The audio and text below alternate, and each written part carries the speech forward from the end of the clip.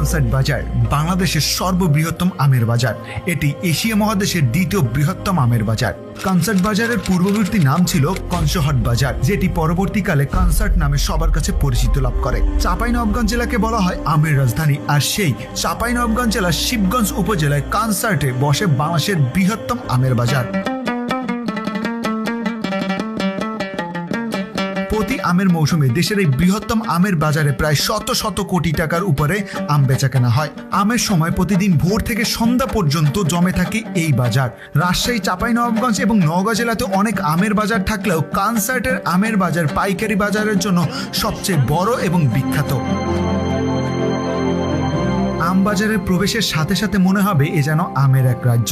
আমবাজার ঘুরে দেখার সাথে সাথে আপনি চাইলে কিনে খেতে পারবেন নানান রকমের তরতাজা পাকা আম। এছাড়াও ঝুড়ি ভর্তি করে মিষ্টি এই আম আপনি কিনে নিয়ে যেতে পারবেন দেশের যে কোনো প্রান্তে।